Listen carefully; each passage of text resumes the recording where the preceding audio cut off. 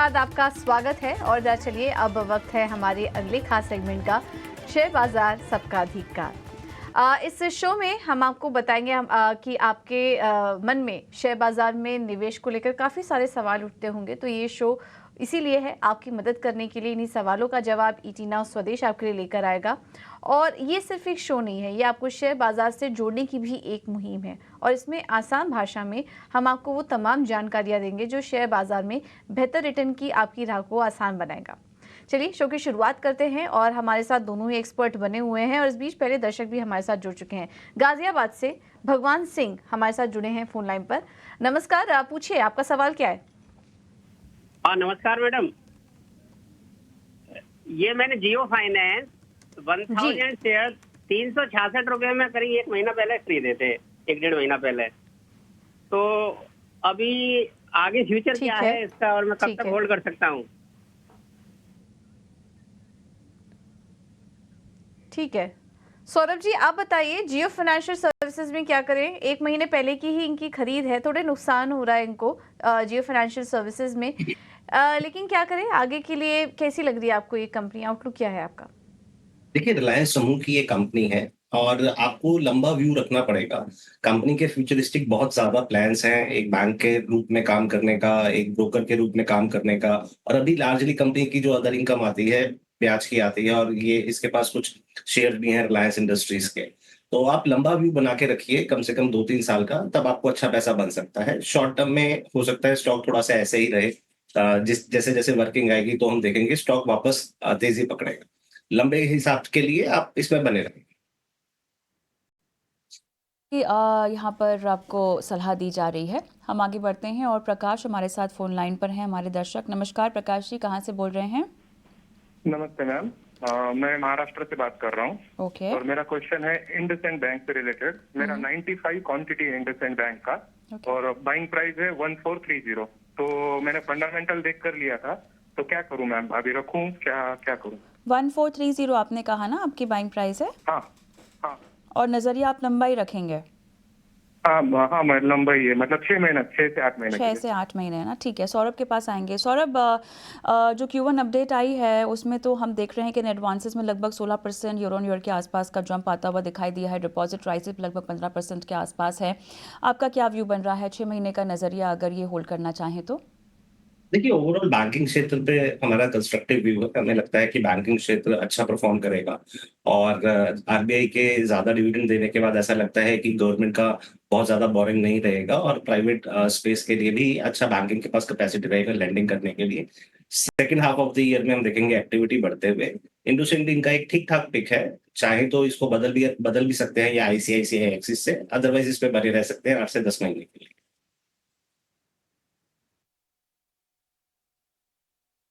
ठीक है, तो ये है सलाह इंडसइंड बैंक पर आपके लिए। अगला सवाल ले लेते हैं और ये व्हाट्सएप पर हमें आया है भारत कुमार जी का। इनका सवाल है सीडीएसएल पर 1700 शेयर्स इन्होंने 2490 पर खरीदे हुए हैं सीडीएसएल के, और यहाँ पर इनको भी हल्का नुकसान हो रहा है। 2300 के आसपास ये स्टॉक कारोबार कर रहा है, बट शेयर की क्वांटिटी काफ़ी ज़्यादा है, इस वजह से नुकसान भी इनको भारी झेलना पड़ रहा है शेयर पर। हालांकि पिछले कुछ महीने में अगर हम पिछले कुछ हफ्ते का अगर ट्रेंड देखें तो 130 अंकों की गिरावट भी सीडीएसएल में आ चुकी है। चला भी काफ़ी है ये स्टॉक, लेकिन इनकी जो खरीद है वो थोड़ी ऊपरी स्तर पर ले ली है, इस वजह से इनको नुकसान काफ़ी हो रहा है। तेजस जी, आप देखिए कंपनी के चार्ट्स, क्या यहाँ से और करेक्शन दिखाई दे रहा है आपको, और अगले टारगेट्स क्या देख रहे हैं आप स्टॉक में? ये स्टॉक में रिसेंटली एक अच्छा सा स्विंग हाई बना था 2538 के करीबन, और उसके बाद एक स्टॉक करेक्शन मोड में चला गया है। लेकिन अगर उसका चार्ट स्ट्रक्चर देखेंगे तो काफी स्ट्रांग है। Stock higher top higher bottom बना रहा है, प्लस इसकी जो 20 डे एक्सपोनेंशियल मूविंग एवरेज है वो करीबन 2200 के करीबन है। तो मेरे हिसाब से तो ये स्टॉक होल्ड करना चाहिए 2200 के स्टॉप लॉस के साथ। मुझे लग रहा है कि ये स्टॉक आने वाले दिनों में 2550 से लेके 2600 तक के भी लेवल दिखा सकते हैं, तो होल्ड करने की सलाह रहेगी विद स्टॉप लॉस बिलो 2200।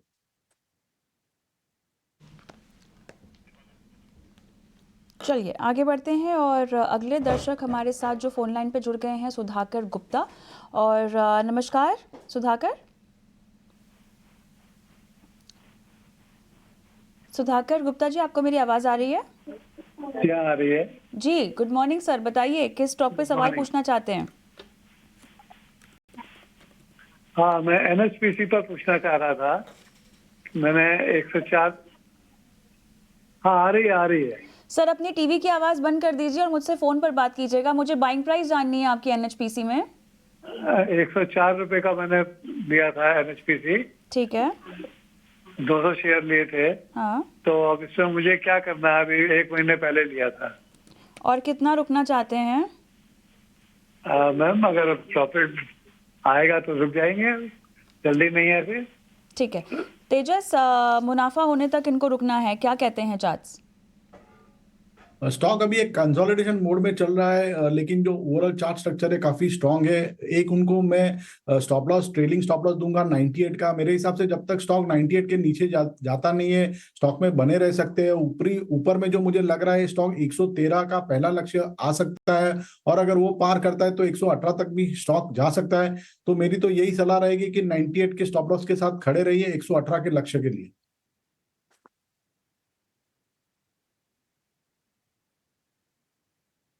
तो ये है सलाह आपके लिए एनएचपीसी पर। व्हाट्सएप पर अगला सवाल आया है हमें प्रवीण चौहान जी का, और इनका सवाल है केएम शुगर्स पर। 1000 शेयर्स 48 के भाव पर इन्होंने लिया हुआ है। मौजूदा स्तर देखें केएम शुगर का तो इस वक्त करीब 42 रुपये के आसपास ये स्टॉक कारोबार कर रहा है केएम शुगर में। तेजस जी, क्या सलाह होगी? हाल फिलहाल की खरीद लग रही है इनकी, क्या करें?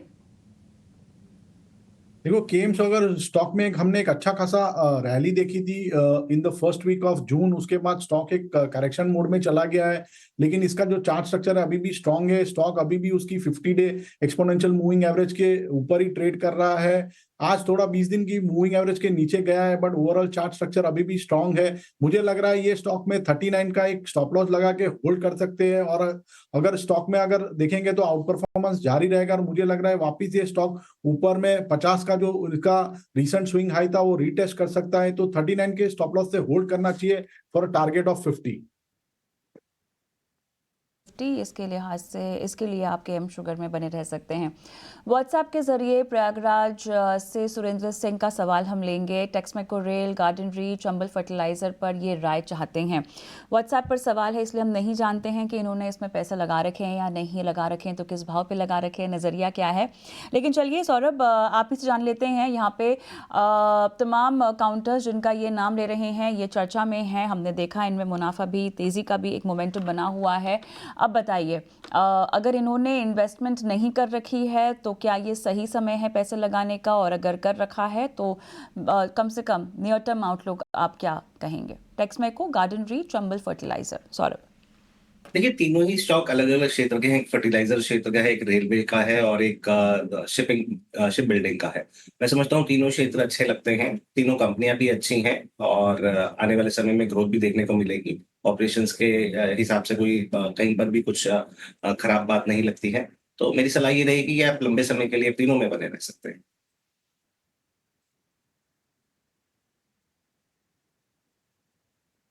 तो ये है सलाह आपके तीनों ही स्टॉक्स पर, और तीनों पर बने रहने की सलाह आपको दी जा रही है। स्टॉक सिलेक्शन सही है। आगे बढ़ते हैं, और गुणराज सिंह का सवाल हमें आया है। इनफैक्ट वो हमारे साथ फोन लाइन पर जुड़ चुके हैं। गुणराज जी, आप बने हुए हैं हमारे साथ, सवाल पूछिए अपना। हाँ मैडम, गुड मॉर्निंग। मेरा सवाल ये है मैडम, मैंने आदित्य बिरला फैशन लिया है 316 से 100 शेयर। हाँ, तो इसका जो मेरा जो रुकने का स्टॉक टाइम प्राइस एक बार वापस से रिपीट करेंगे? जी मैडम, मैंने 316 से आदित्य बिरला फैशन रिटेलर लिया है 100 स्टॉक्स। ठीक है, 76 पे, 316 पे। हाँ, 316 करेक्ट।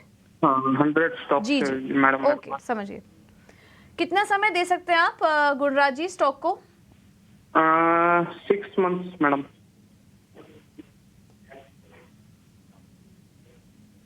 ठीक है तेजस जी, शॉर्ट टर्म नजरिया ही है इनका। आदित्य बिरला फैशन में 316 पर लिया था, और अभी हल्का मुनाफा तो इनको हो रहा है।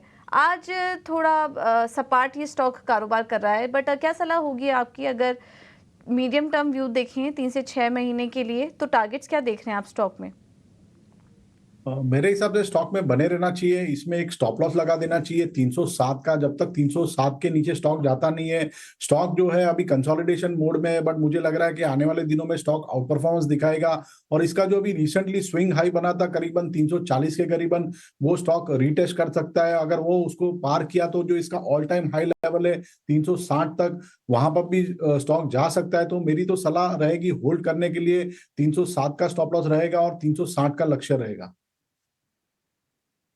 चलिए 360 का लक्ष्य रहेगा। हम आगे बढ़ते हैं। आयुष त्रिपाठी मेरे साथ फोन लाइन पर हैं। Ayush, hi, good morning. Ayush, आपको मेरी आवाज़ आ रही है? Hello ji Ayush, I can hear you. बताइए क्या सवाल है आपका? मैम, मैं एक्चुअली 2 स्टॉक्स में कंफ्यूज था, ये LIC हाउसिंग और PNB हाउसिंग। मैम, ये 3 to 6 months का मेरा व्यू है and I have a capital of around like 2 lakhs rupees to invest. तो क्या आप गाइड कर सकते हैं कि किस में इन्वेस्ट करना बेहतर रहेगा नेक्स्ट 3 months के लिए, एंड देन आफ्टर 6 month अगर प्रॉफिट हुआ तो? चलिए, ऑलराइट, काफ़ी क्लैरिटी है आपके सवाल में। इससे दर्शकों को और इनफैक्ट एक्सपर्ट्स को बहुत फ़ायदा होता है। तेजस, 3 महीने का व्यू है, अगर मुनाफा हुआ तो इसको और बढ़ाकर 6 महीना भी कर सकते हैं। LIC हाउसिंग और PNB हाउसिंग, इनकी 2 पिक्स हैं। इनमें से कौन सा बेहतर होगा चार्ट्स के मुताबिक? 3 महीने का नज़रिया पहले आप बताइएगा। मेरे हिसाब से PNB हाउसिंग फाइनेंस जो है वो बेटर करेगा। स्टॉक ने अभी रिसेंटली ब्रेकआउट दिया था और स्टॉक ब्रेकआउट के बाद एक कंसोलिडेशन मोड में चल रहा है, और बजट के चलते हमें लग रहा है कि थोड़ा हाउसिंग सेक्टर में थोड़ा ट्रैक्शन रहेगा। तो PNB हाउसिंग दोनों में से हमारी टॉप पिक रहेगी। ये स्टॉक में बने रह सकते हैं। इसमें एक थोड़ा डीप स्टॉप लॉस लगाना रहेगा, उनको लगाना रहेगा, वो 730 के करीबन है। और जैसे कि आपने बताया कि इसका जो नजरिया है वो लंबी अवधि का है, तो मुझे लग रहा है कि आने वाले दिनों में 915 से लेके 1000 तक के लेवल हम स्टॉक में देख सकते हैं 3 से 6 महीने के हिसाब से। तो 730 के स्टॉप लॉस से बने रह सकते हैं स्टॉक।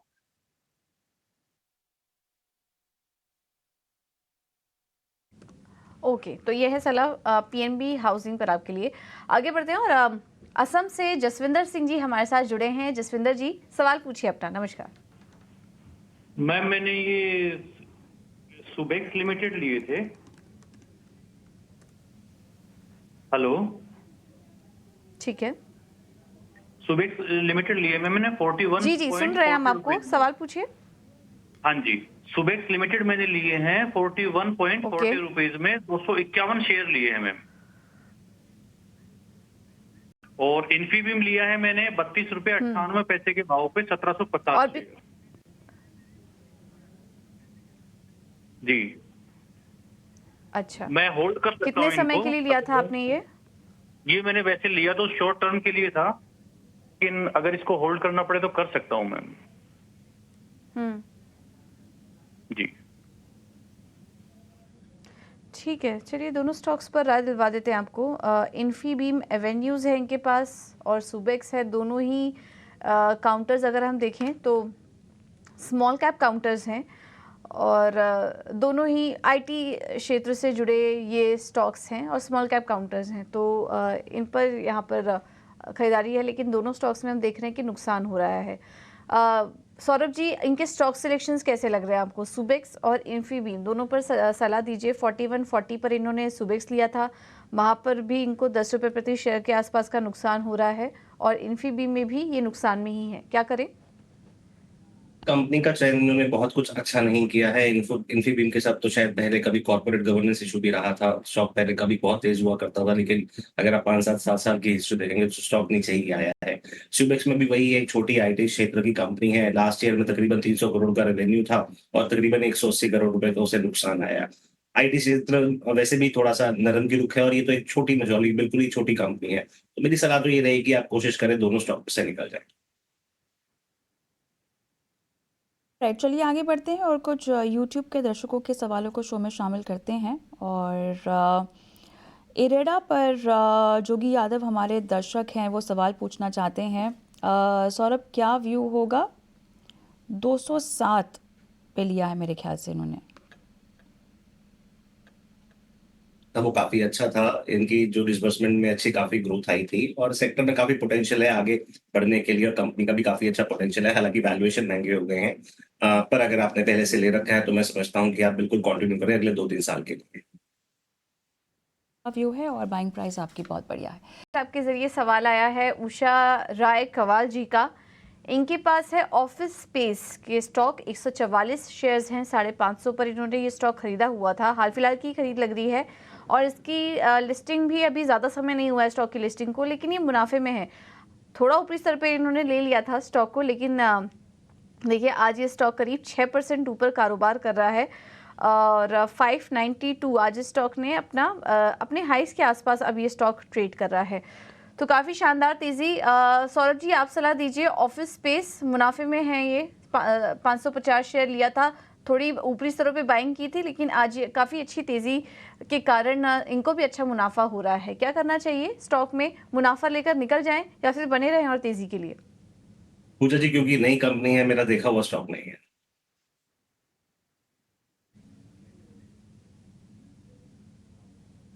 ओके, तो सौरभ जी ट्रैक नहीं कर रहे। तेजस, क्या आप बता पाएंगे ऑफिस स्पेस पे अपनी राय?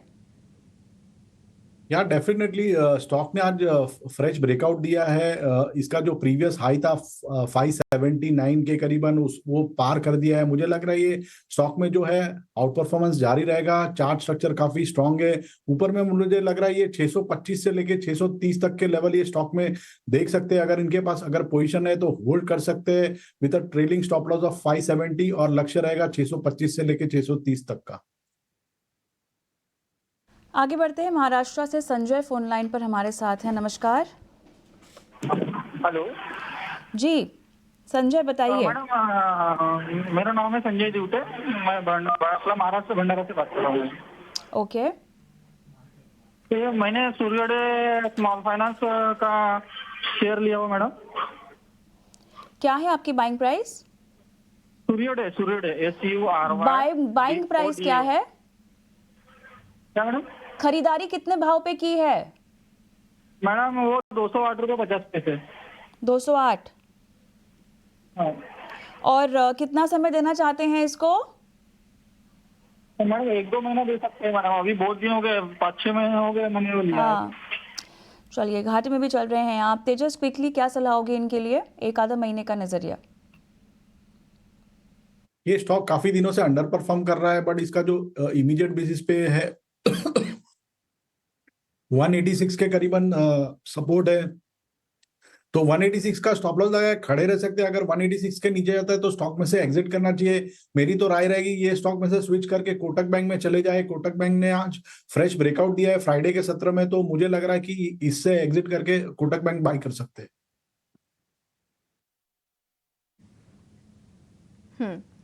ठीक है, तो कोटक बैंक ज़्यादा बेहतर नज़र आ रहा है, यहाँ से एग्जिट करके इसमें आप एंट्री लीजिए। स्टॉक किस वक्त अपने दिन के ऊपरी स्तर पर कारोबार कर रहा है कोटक महिंद्रा बैंक का। गुरुग्राम से गौरव जी ने सवाल भेजा है हमें व्हाट्सएप पर। नुवोको विस्तास ये स्टॉक है इनके पास और इनकी खरीद जो है वो 165 शेयर्स हैं, 378 पर इन्होंने लिया हुआ है स्टॉक को, हल्के नुकसान में है। आज ये स्टॉक हम देखें तो 360 के आसपास कारोबार कर रहा है। सौरभ जी क्या सलाह होगी आपकी? देखिए, सीमेंट क्षेत्र में हमारा काफी कंस्ट्रक्टिव व्यू है। मैं समझता हूँ सेकंड हाफ में एक्टिविटी और बढ़ेगी। गवर्नमेंट का भी फोकस रहने वाला है इंफ्रास्ट्रक्चर और रियल एस्टेट पे, हाउसिंग मार्केट पे, अफोर्डेबल हाउसिंग पे। तो ओवरऑल उस लिहाज से मैं समझता हूँ कि ऐसा स्टॉक आप पोर्टफोलियो में जरूर रख सकते हैं। मेरी सलाह होल्ड की रहेगी।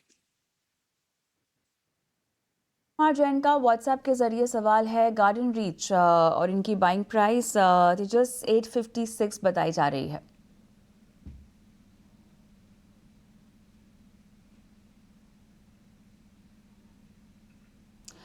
तेजस, आपको मेरी आवाज आ रही है?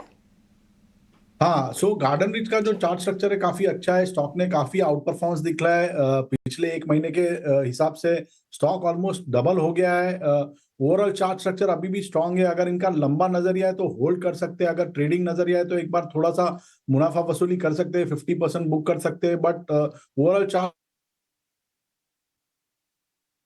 स्ट्रक्चर काफी अच्छा है। मुझे लग रहा है ये स्टॉक आने वाले दिनों में 3000 तक के भी लेवल दिखा सकता है, अगर इनका नजरिया 6 से 12 महीने का रहेगा तो।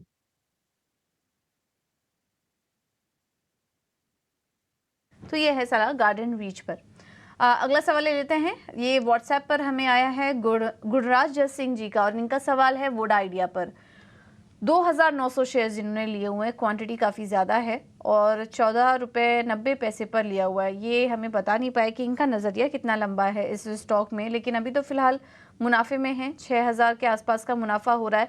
लेकिन अब सौरभ जी, हमने देखा कि इस स्टॉक में तो खबरों के चलते काफ़ी ज़्यादा मोमेंटम दिखाई देता है।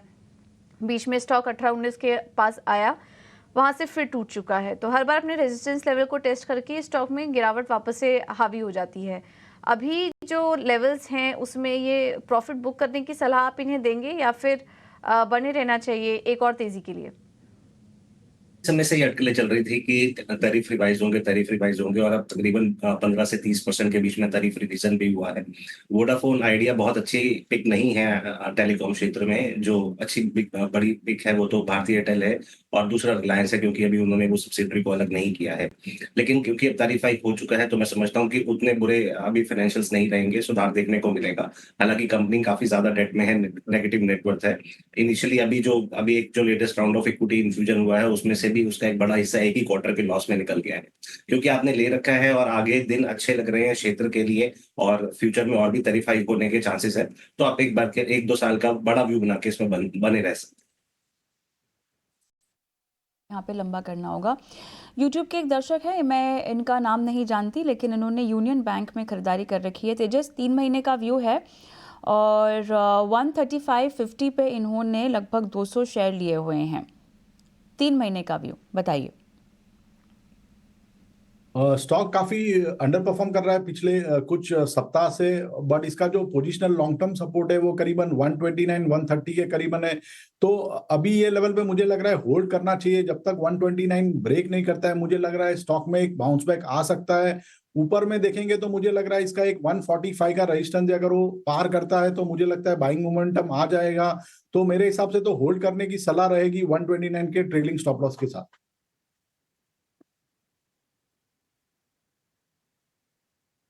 के स्टॉप लॉस के साथ होल्ड करने की सलाह।